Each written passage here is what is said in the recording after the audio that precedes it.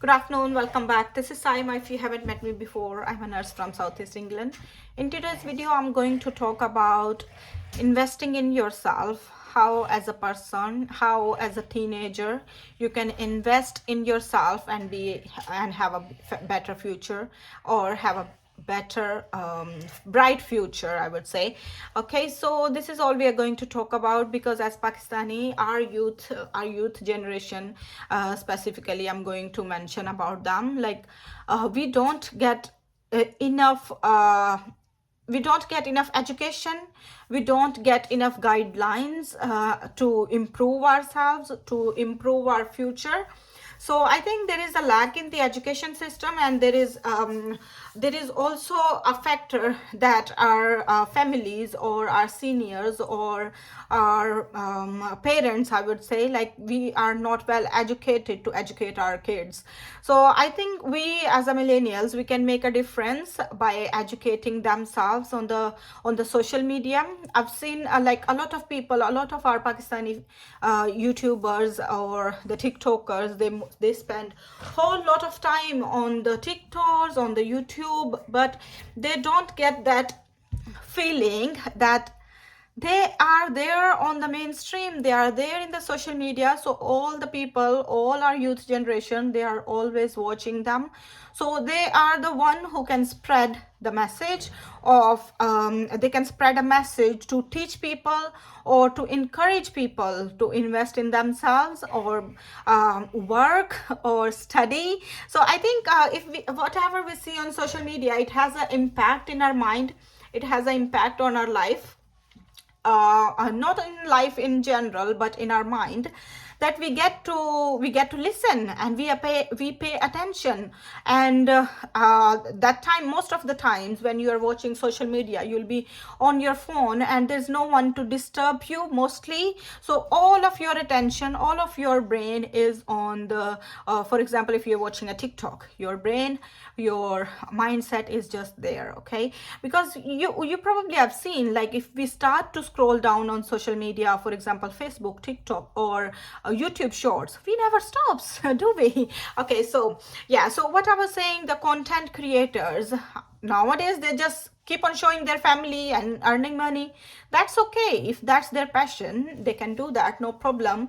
But I think we as a YouTuber, we have that we call it a friza, like it's our obligation, it's just like it's our responsibility and duty to teach our young generation if we can.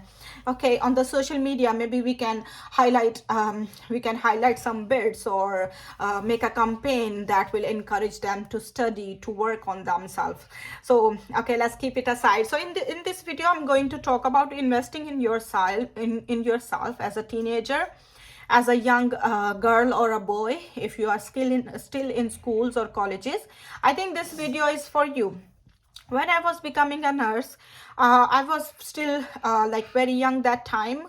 I became a nurse when I was like maybe 18 or 19 years. Yeah, that's true, because in that time, in those times, after your matric, you can get admission in the nursing. So right after your matriculation, right after my matric, I did a computer course, I did an English language course. So that was just for fun, like it was not I had no idea that I'll be going forward with this, or I'll be going forward to another country. So I had no plan about that. Okay, so after my matric, I was just free waiting for my results. And then I heard from my teacher, like there are so many courses that you can do. You can do English course, you can do a computer course, you can do many other courses. So when I heard about it, the first thing came in my mind, okay, I'll do a computer course, and then I will also do an English speaking course. So that English speaking course was only for 3 months. So what they do is they just teach you the basics. So I'm from Lahore, so I did that course. That was, I think in that time, it was probably in 2009 or 10, I think. Yeah, I did my matric in 2008. So in 2008, I was just waiting for my result. That was the time I did that course. So I think that time it was 1500 per course for 3 months. Yeah, so I told my mom, okay, I want to do this course, and she was like, okay, that's fine. So yes, I did that course. And what I'm trying to say is, you need to work on yourself by improving your skill set. Okay, how you can improve? If you know that the English is, your English is not bad. English is not everything, guys. If you don't want to come to other country, or you don't want to move out of your country, our language is Urdu, Punjabi. So if you want to stay there, you don't need to learn English. Okay, so basically what I'm trying to say is, improve your skill set is, as a nurses, we try to we need to know almost everything. Okay, so for nurses there is a certain skill set that we need to achieve, but for all other professions, if you are good at farming, if you are good at gardening, so try to improve your skill set. If you are an engineer, or if you are a fridge or AC technician, you need to improve your skills set. Okay, so yeah, so work on yourself. That is very, very important. If you are good in your work, you will get a job that is for you. Okay, so if you are a AC technician, for example, and you really want to work in this field, that's your passion, that you want to be, you just want to stay as a AC technician and you want to work in that field, so you need to improve your skills. Okay, so you cannot just stay like with your basics. For the technicians, I think they usually have a diploma or the course that they do for certain amount of time, so after that they don't need to do anything, but you can study further in that field. Okay, you can study further, get the desired skills or trainings that you need, and it will help you in the it will help you to be a better AC technician, isn't it? So that's what I'm trying to say. Invest in yourself, study if you need to. Yeah, I would say education is the key. So if you need that education, if you need that training, go for it. Okay, so sometimes we the other problem is also, like, when we start to work, our culture, our families or our relatives, they expect you to give the salary, all of it, to your family, to your parents. It's understandable and it's okay, there is no problem doing that. But if you need, like, if you're giving them if your salary is 50,000, if you're giving them 40,000, you can keep 10,000 for you. Why? If you need to do any course, if you need to do any study, you can do that with that money. All right. Yeah, so if you want to work on yourself, if you need a better future, you need to invest in yourself. Okay, so money is the problem. I think a lot of the time when we start working, we think that, okay, we will have a bit of better income, and will help us it will help us in living a better life. That's true. Yeah, it happens, isn't it? And then that's the reality of the life as well, that we need money to survive. But all I'm trying to say is, when you get the money, save a little bit for yourself. Okay, I think another factor is money. When we start working, the expectation from us is, like, if you are earning 40,000 or 50,000, you should be giving all the money to your family. That's good, that you need, because you need to support them.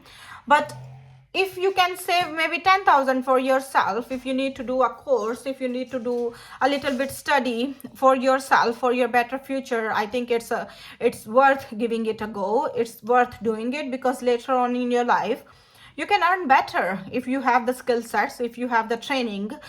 Because before, I was also a normal girl, like, I just complete my matric, after some time you get married, you go to your family, and that's it, you will be living your life. But I wanted to do something for myself. I wanted to improve the way we live. I wanted to work on the life and be a better person and have a better future for the family. Yeah, so that time I was very young, but still I worked on my skills. So if you are someone and you started to earn, I would say try to save a little bit. Maybe it's just 1,000 or 2,000, and you need that for your skill sets, or you need to improve any of your trainings. I think you should do that. Another thing is, our generation nowadays, they are most of the times, they don't think about their future. Yeah, I know we get life only once, and we need to live our life happily. But I would say, if you have a better lifestyle, if you have a better living then you will live it in a more healthier and more better way than the life we are living in Pakistan at the moment. So investing in yourself, giving yourself the skills and education that is required for the job that you want to do, for the career you want to achieve, do them. Okay, do them as soon as you can. If you are having a good lifestyle when you are young, you will enjoy it more. Why I'm saying that? Because sometimes in life, like we are always working, isn't it? And as a nurse, you will always be working throughout your retirement. So if you are settled in early of your young age, I think you have a better time, you have quality time, you have better lifestyle with your family and with your kids. Okay, so the point of the story is educate yourself, invest in yourself, make yourself time, give yourself time. So when I was young, like immediately after I got my metric results, I submitted my documents for the nursing in Children's Hospital, and that was the only place I submitted my documents. I got admitted. I got the admission, and then I started doing my nursing. So we had like 6 months in between. So I didn't want to sit at home for those 6 months. Right after getting my results, I think, yeah, right after getting my results, I got the admission in children, and I started studying nursing. So it was my first year PTS. I was so nervous. It was so scary because I was someone like, we used to only go for our like Nani's house, Dada Abu's house, and just in the family, not a lot, just stay at home mostly, or if they go out to eat or something like that, but not a lot. Yeah, so I started doing nursing. My dad, he was the one like picking and dropping me every day from the hospital. So it was like I was feeling very safe in that way. I live in Lahore. There was no problem as such in terms of transport or anything like that. But I was just scared to get out of the house. Yeah. So my dad, he was picking and dropping me every day. So he would go with me to the hospital, not only to the bus station. Okay, he would go with me to the hospital, and that way I started. So yeah. So if I can do, I think you can do it too, right? So after my nursing, I was still like, I did my general nursing 3 years, and then I did my midwifery nursing for 1 year. So it was total 4 years. And while I was waiting for the results of general nursing, I started working in doctor's hospital at cardiac ICU nurse. So I'm just telling you my story so you can learn from it.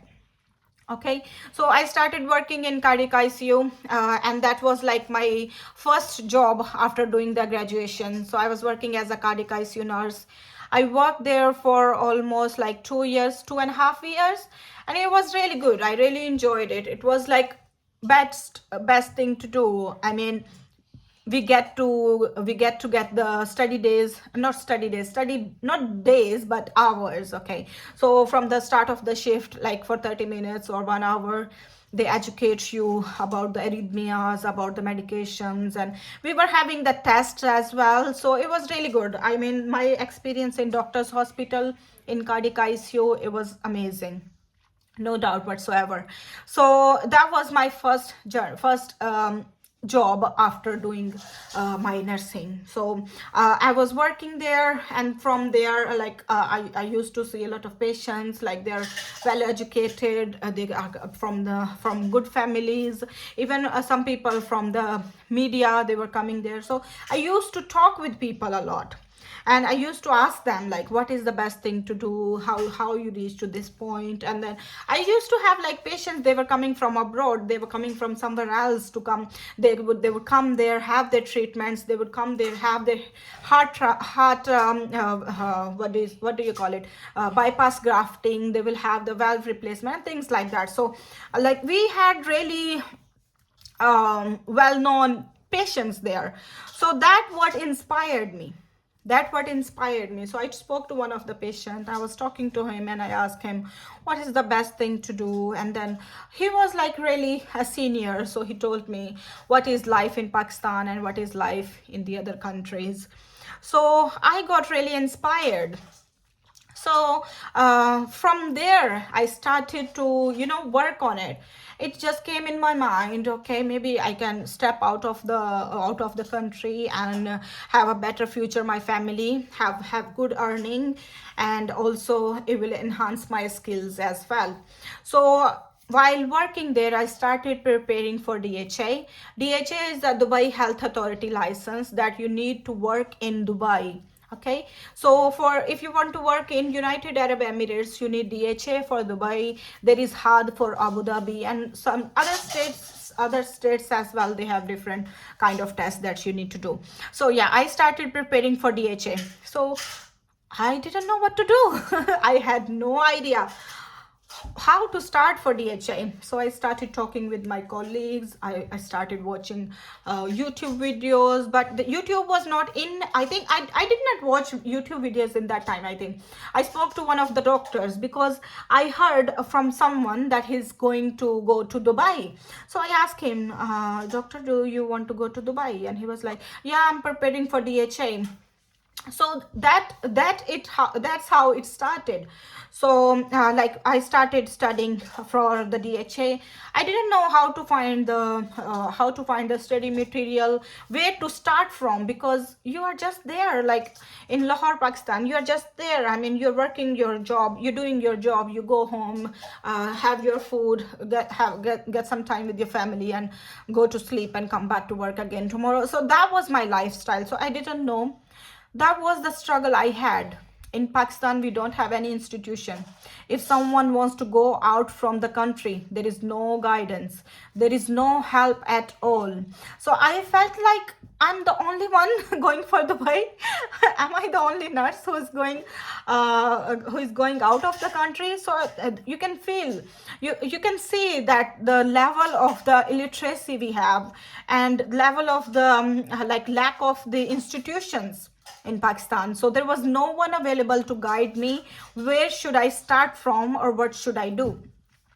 So what I did was, like, I spoke to my nursing instructor, and then she told me, like, in DHA there is one guy, he has a small institution. He prepare candidates for Saudi Arab. So when I went there, I went to his agency, and then I asked him, like, can you help me in preparing for Dubai? I want to do a DHA license, because the doctor told me that it's a DHA license that you need to work in Dubai as a nurse. So I went there, and the owner of that company, for that institution, he was like, no one goes to Dubai. Why you want to go to Dubai? Why don't you go to Saudi Arab? So in my mind, it was already there that no, I don't want to go to Saudi Arab. I want to go to Dubai because I heard Dubai was much, much better than Saudi Arab. So yeah, that was not our topic, isn't it? I just started telling you about my story so you can learn from it. But it's all about investing in yourself. I'll complete my story, guys. Okay. So yeah. So he said, why don't you go to Dubai? All the ladies from Pakistan, they only go to Saudi Arab. They don't go to Dubai. So I was so adamant in saying that, do you have any material or any classes that you will prepare me for DHA? Because that's what I want to do. I don't want to go to Saudi Arab, because I don't know. I felt like he was convincing me to go to Saudi Arab instead of Dubai.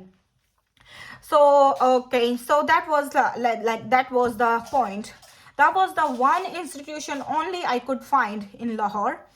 So he said, yeah, we prepare for DHA license. So I started having some license, some trainings. So that training was for, like, they'll give you material to prepare for DHA license. They gave me a CD as well that you can put it in your laptop, and then you can start studying. They were like MCQs. So basically they prepare you as like you are going for NCLEX. Okay, so that's how I prepared for DHA. And then when they told me about the fees was too much. So I was earning maybe like 15,000 or 20,000 in that time. 15,000 or maybe 20. I can't remember it now. So that was my first salary, 20,000. Let's say I was earning. So in that 20,000, he said the fees for 1 month for the DHA preparation, it will be 8,000. So I was like shocked. I was like, only 2 hours study you're giving. 2 hour only for 2 hours a day. I'll be paying 8,000. And then he was like, yeah, that's our fee. So since I didn't know where to start, what to do, how the exam looks like, what should I be doing, what should I be studying, so I enrolled in that class. Okay, so I think for 2 months I did that class. So the fees was 8,000 for 1 month. So every month I had to pay 8,000. So 20,000 I was earning, already giving 8,000 to them. So how much left? 12,000. And then I had the conveyance as well, pick and drop from the house. So the conveyance fees also, a conveyance was free from the hospital, so I didn't need to pay for that. So that's what I'm saying, that if you need to invest money in yourself, do it. So I studied for 2 months and I did my exam and I passed the exam in first go for DHA. I was quite happy with that because I had like one of my colleague, the doctor, he couldn't pass the exam. He was the one who told me what to do, how to prepare, which books to use, and where you can get the material. So he didn't pass that time. So I was overwhelmed. I was overjoyed. So I was someone like who will be very good in studying. I'm like that, like from the beginning. I am like, you can say a bookworm. So I used to work hard. I don't say that I'm intelligent. I work hard. Okay, so even in my school life, I was always the topper. I'm not praising myself. I feel so good. Yes, so that was my first achievement in my life. Like, and then after that, I didn't know what to do again. So I went to the institution again where I got the training from. I asked him like, okay, I got my license now. What to do now? So he said, okay, we'll give you visa and then we'll do everything. No, we will not give you. He's not for visa. He wasn't for visas or anything. So he said that time that DHA is so hard. Mostly people fail DHA. You won't be able to do DHA. But if you go for MOH, Saudi Arabia, it will be easy for you. So when I passed my DHA, I brought some sweets for him.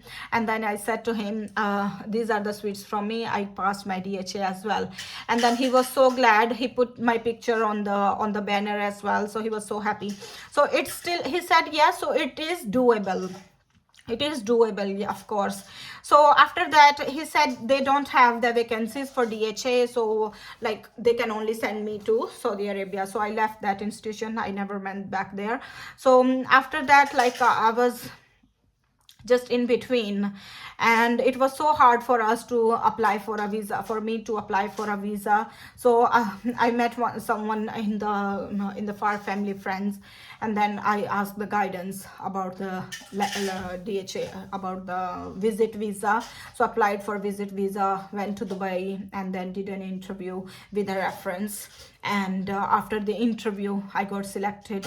So that was my first job. So for in that time in between, while I was working in doctor's hospital, like it was 1 year only, and then I started working in Shaukat Khanum Cancer Hospital as well. So I was working 2 jobs at a time while preparing for DHA, because someone told me that the money for the visas and tickets is too much, that it will not be in your range. Okay, it will be so expensive. So I already like I was giving one salary at home and I was saving the other one for the visa processing and tickets and everything. So visa, ticket, and you need to take some money with you as well, because you don't know where you're going to stay. You need to have your accommodation, you need to have your food, each and everything. So I was just scared with everything. So I started working one more job. I got a job in Shaukat Khanum Cancer Hospital. So I was doing 2 jobs for almost I think 2 years, 1 year in Shaukat Khanum I worked for, and then 3 years in 2.5 years in doctor's hospital. So in those like 3 years, in 3 years I worked 2 jobs.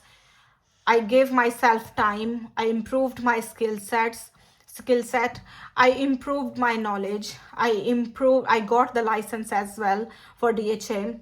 So those 3 years were very, very tough for me. Like doing 2 jobs. And in doctor's hospital, the job was like, it's long standing. You cannot sit because it's cardiac patient, so you will be watching the monitors all the time non-stop. That's how I got poor eyesight, because the computers, the screens, you need to watch them pretty much every second. Okay, and most of the times if you blink your eyes, there is arrhythmia, there is something going on the screen.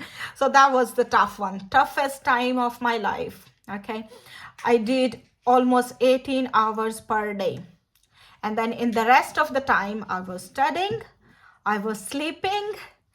You can't imagine. So if anyone tells me now that, oh, you are only 29, I'm only 29, and you are already working in the UK, you have a kid as well, you have a stable family, it's because of the hard work that I did, isn't it?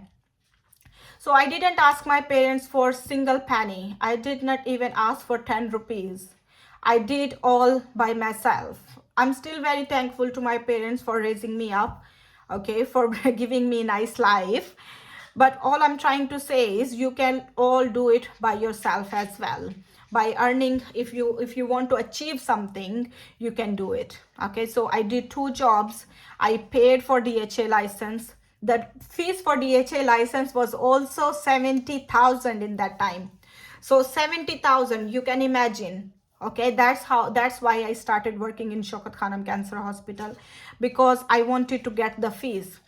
With my 20,000 salary, I wasn't making any progress. I wasn't saving. I wasn't able to save some. So I started working in Shaukat Khanum Cancer Hospital, and the job in Shaukat Khanum was 8 hours per day. It was not 6 hours.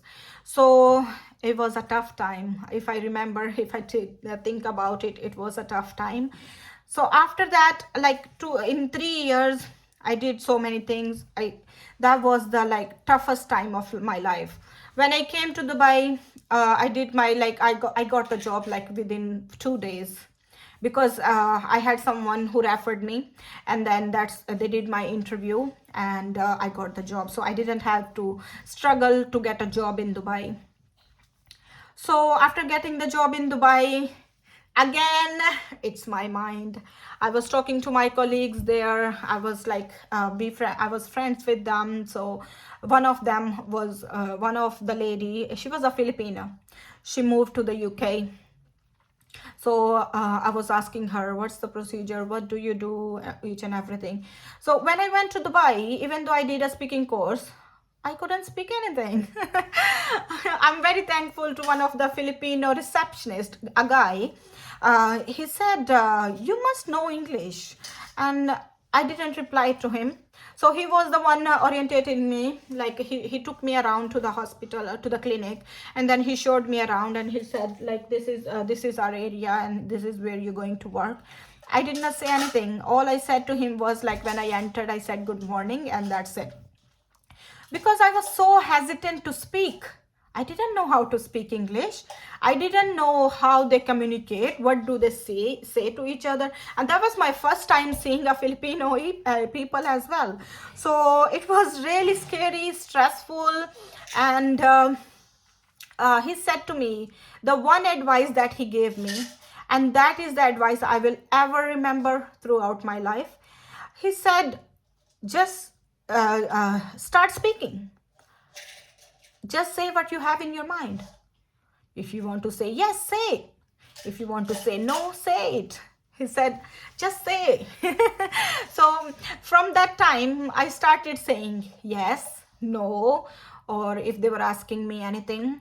So my Indian friends, I think, We had like Indian people there, Filipino people, Filipino, Indian, and some Pakistanis. So it was a clinic from a Pakistani owner. That clinic was really, really good, well known in that place. So yeah, that's how I started speaking. And then I stayed in Dubai for 3.5 years. 3.5 years. So I think 3.5 years is my lucky number, because in Pakistan also I stayed for 3.5 years after completing my nursing. Then here again I stayed like 3.5 years. But yeah, so I didn't get my nursing result that time, but I started working already here as well. I started working, and then I started preparing for English test. In Dubai as well, there are so many struggle, guys, for ladies especially, because not from the Arabs, to be honest, not from Filipinos, it's our own people, our Indians, our Pakistanis, or Bangladeshis, or Nepalis. People in Dubai, they're so weird. I mean, if you are just walking, they'll be looking at you like anything that they have never seen a girl before. So the Dubai has strict rules and regulations, so they can't say anything, but the way they look at you was so weird, so weird. Most of the times I felt really scared, intimidated, and it also matters where you live. So that was my first time in Dubai. So our driver, he was a Pathan. So I asked him, where can I get an accommodation? Okay, because the person who interviewed me, he sent him to pick me up from the airport. So I came with him from the airport, and then he said, where are you going? I said, I don't know. So you tell me, where should I go, because you came to pick me up. So I had no idea. I was searching for the accommodation, without when I was in Pakistan. I was searching for the accommodation, but I couldn't find any, because it was so quick that after getting my DHA, I just wanted to move on. So I couldn't find any accommodation. So when I talked to him on the phone, because that person gave me the number of that driver, he said he will pick you up.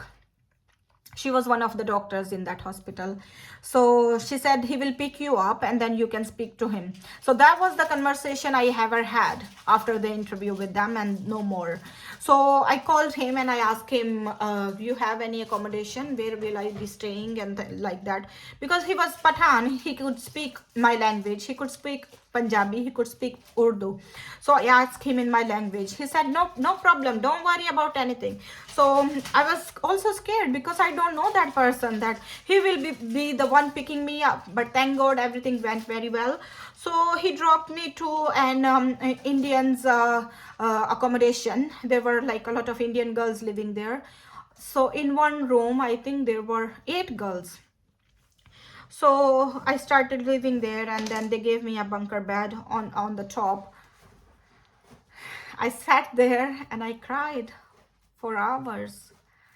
And I was just crying and crying and crying. Nobody asked me what happened. No, yeah, nobody asked me. Sorry, I just became a bit more emotional. So it wasn't the path that my parents wanted me to choose. It was my own decision. So nobody asked me what happened. Why are you crying? And then I just called my family. I couldn't reach anyone. I didn't have data to call them. I didn't have any phone. So I couldn't call them. I had the phone, but I didn't know how to use that network that they were having. So the following day, that driver, he came to pick me up. I took his phone. I asked him, can I call my family? And then he gave me the phone and I called my family. But that was way too difficult, girls. Way too difficult. I was just crying and crying. I wanted to go back. But then in the morning, that driver, he said, Saima, 2-3 दिन में सब ठीक हो जाएगा. Within 2 to 3 days, you will be okay. I didn't have any food to eat. When he dropped me, he said, you want anything? But I was scared, like, I don't know him. How can I eat food with him, or how can I take food from him? So when I reached to that accommodation, there was a restaurant in front of that, so we got to eat. So the life is not easy when you start working on it. It gets so difficult. It gets so difficult. And every day I was just struggling. I couldn't cope. I was crying, missing my family, missing my parents, my siblings, and then all my Indian friends there. They were just away from the room. There was nobody in the room. I was all alone. Every time, like, I'll see them, they came from work, and then in the morning there was no one. So it was so hard. It was so hard to manage. So after some time, maybe a month or two, I started studying for my English test. But then I gave the exam only when I was well prepared, to give the exam. So all that time while I stayed in Dubai, I was just preparing for my DHI, or for my English language test, and then preparing the documents and everything. But all I want to say is invest in yourself. I know you need to support your family. We all need to support your family. If you can't manage, do another job. Do another job. And it is so easy for nurses to get a job, to get another job, to work 2 times. I know it's hard to manage on your own as well. Within 24 hours, if you do 2 jobs, you'll be working like 18 hours. That's too much. It's not good for your health at all. So I did only for 2 years, and for 1 year I think I did a double job, but only to save some money, so I could pay my bills. I could afford to do what I wanted to do. So I managed to do DHA, I managed to do the English language test, I managed to complete all the certifications and everything on my own. Even when coming to the UK, I was not a burden on my parents. I didn't ask anybody to give me money. I did not ask anyone to give me money, okay, because I wanted to do everything by myself, okay. So even if you are a girl, you can do it. You can do it. I know it was so hard while going for document attestation in Pakistan, because I'm not from a family.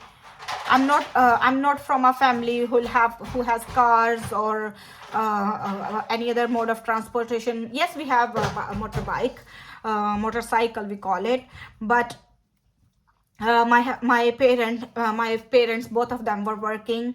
So I have, like, we are 5 sisters and 1 brother, and the brother is younger. So I was the eldest in the family, and I was the one going on the rickshaws. So I had to look for a rickshaw or book a rickshaw. You call it chinchi, isn't it? So you book a rickshaw and then you go to GPO office, foreign ministry, everywhere. It was a toughest time of my life, because they need document verification. Like for ministry, foreign affair ministry, from all of your educational departments. So many things that you need to do. It can be hard. It can be really hard, and I was almost struggling. And then when you come home, then you can't justify that where have you been. I just went to get my documents attested, and then there are so many lines that you need to wait for so long to get a document attested. Sometimes you'll be there for the whole day, or for like midday. Yeah, so all I was saying is invest in yourself, give yourself time, educate yourself. Okay, educate yourself, make money. If money is the problem in getting you outside of your country, make money. Everything can be done. If you are determined to do, if you are really willing to do, you'll be able to do it.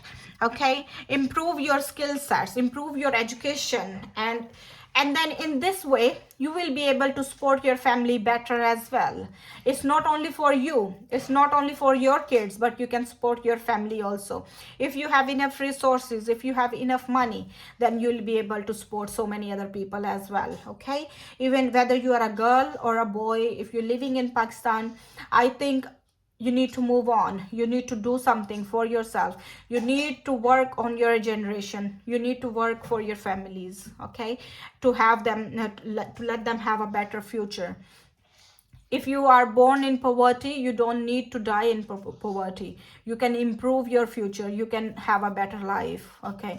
We don't need to breathe in the dustiest air of the world, okay, because Lahore is the most polluted area, polluted city in the world.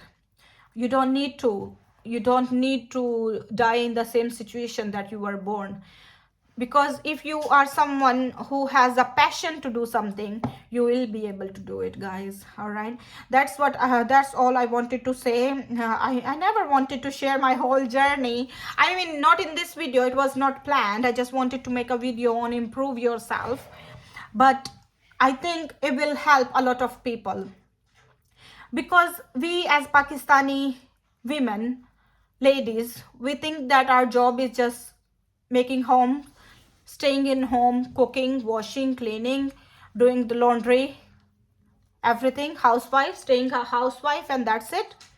But it's not all. You can work much more. You can have a better way of living, okay. You don't need to stay as you are or as you were born. All right, guys, so it's for young people, especially. A lot of young people, all they do all day is just watch YouTube or watch TikToks or make TikToks. I'm not against TikTok, but have your limits. If you give a tablet to a child, as I've just given, you need to have time. You are not giving him the tablet for the whole day. You'll give him maybe for 10 minutes and let him take a break, right? So that's how you need to work on yourself. This message is especially for our young generation. Work on yourself, okay. Don't be indulged in drinking, in smoking, and a lot of people, they just stand there on the streets watching the other girls. Stop. Be mature, okay. You don't know how far the world has gone, and we are just still stuck there. We do nothing about it. We do nothing about it, I'm telling you. So I am not like, I was born in 1994. Since then, I have not seen change in anybody. In our generation, it's still the same, and it's getting worse and worse and worse, because there is no guidance, there is no guideline to improve your future. A lot of people, like, they moved from the country, it's getting better, but it's not getting better as it should be, because the kids, the boys, girls, they go to the universities and they don't study. They don't actually study. They just have like their different stuff that they keep on doing, and then they don't feel that it's their time, is the best time of the life, when you can spend on yourself, that's the time you can invest in yourself, okay. Invest the time, the education, give yourself plenty of time and education, because it will help you to be a better person. Even we have like people, they are well educated, but they don't have the basic human being nature, or they don't understand the fact that they are the important part of the community, and they can make a change in someone's life. I want to request all the YouTubers or the TikTokers, if they can run a campaign in educating the community. Instead of showing their wives, can they make a campaign to educate their young nation, to give them lesson, to give them guidance, to improve, to help them improve their future, to help them improve their life, instead of teaching them to make funny TikTok videos. Maybe someone out there listening to me and will be agreeing with me and saying, yes, I can do it. And I want that person. Can that person comment and let me know that you are doing it? I'm not someone who make content for Like I just make content on UK nurses, on nurses. So my job is like nurses, nurses, nurses. My YouTube channel is basically about that. I don't make content about like life, about other regular stuff. But if I do, this is what I would do, honestly speaking. I don't have time. I don't have time. So this is why I'm requesting all the YouTubers, all the TikTokers, please help our country. Help our country. If you know that if you can change one person, if you can make a change in one person's life, I think this would be the bestest thing in the world. And you'll feel proud of it. If you teach someone and then they give you appreciation and they come to you and tell you, oh Simon, thank you so much, you told me about it and then I came to this point now. When I see comments on YouTube, someone was messaging me on the YouTube video like, I followed all of your videos and now I'm in the UK. I felt so proud, even though maybe I didn't do anything, but at somehow my videos help to improve you, to improve your lifestyle and make a change in your life. So that girl is already moved to the UK from Pakistan. She just said like, I was just following your videos and then you've been very helpful. So that's all for today's video, unplanned video. Thank you so much for watching and staying with me, guys. I'll see you soon in the next video. Till then, take care. God bless you all.